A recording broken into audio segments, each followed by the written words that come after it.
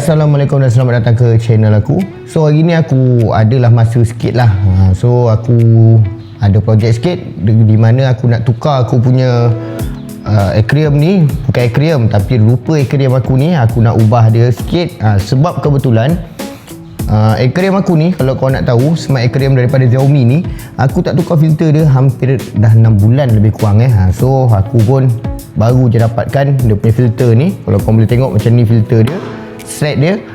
So aku dah dapatkan set dia ni.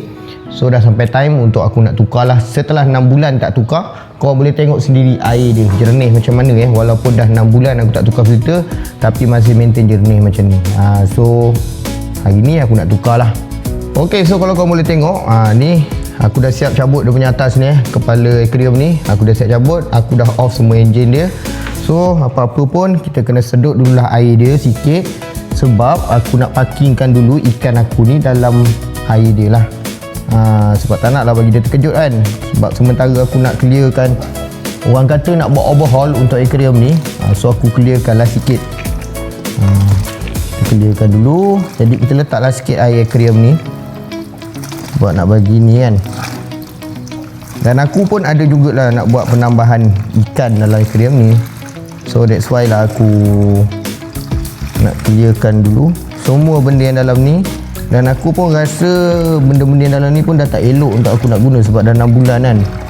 Lama 6 bulan.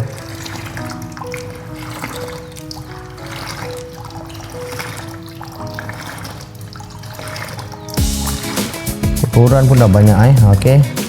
Cukup lah.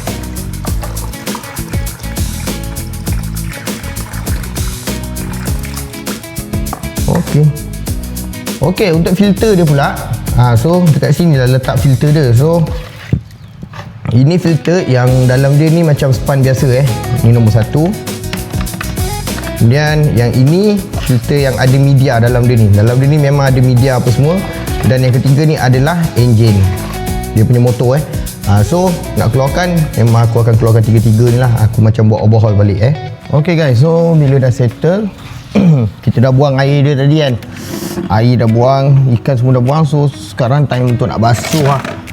So untuk nak basuh dia ni, aku dalam proses nak buang semua benda ni kan. So kita standby lah plastik semua. So kita basuh je lah. Kita selesaikan, kita basuh. Yang penting jangan bersepah-sepah lah. Ini tinggal pakai tangan je lah kan. Yang besar-besar ni kita buang pakai tangan je, sebab dia dah tak elok Jadi kalau aku simpan pun macam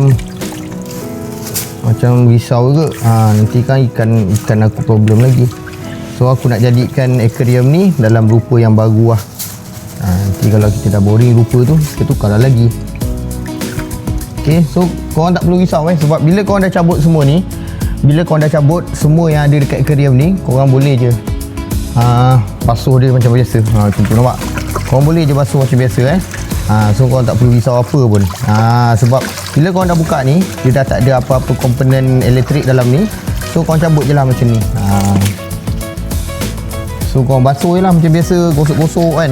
Aku dah siap buat untuk aquarium ni. Dah siap, memang macam overhaul betul aku buat So sekarang bila dah siap apa semua, jadi aku tinggal nak top up air. So sementara nak tunggu air tu tadah bagi penuh, jadi aku sambil-sambil lah aku nak top up, siap-siap tukar dia punya filter. Okay, so filter dia macam ni lah. Okay, so dalam ni yang ini yang part media-media dia korang memang tengok aquarium ni macam biasa je, macam filter tak banyak kan, tapi sebenarnya banyak siap ada media dia dekat sini. Nampak? Korang boleh tengok kan media dia. Okay, so kita tinggal masukkan je dekat slot dia. Okay, masukkan, letakkan. Kemudian ini part dia punya ni lah, dia punya motor dia.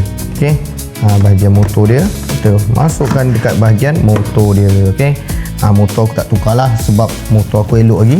Dan untuk kalau korang nak tahu, kalau korang dah ganti dia punya filter ni, korang akan dapat juga extra span. So extra span ni korang boleh tukar. Yang ni slot untuk extra span tu. Okey, so aku nak top up air dia. Dan bila dah settle top up air, jadinya kita dah boleh bagi dia running dululah, bagi dia running sekejap, bagi dia running, kemudian baru kita masukkan ikan yang kita dah keluarkan tadi. Okay, so tunggu je lah. Ok guys, so korang dah boleh tengok aku dah siap cuci, dah siap tukar filter, dah siap tambah ikan, siap-siap. Ok, so korang boleh tengok keadaan aquarium aku. So inilah setup baru yang aku nak buat. Aku nak buat setup yang clean macam ni.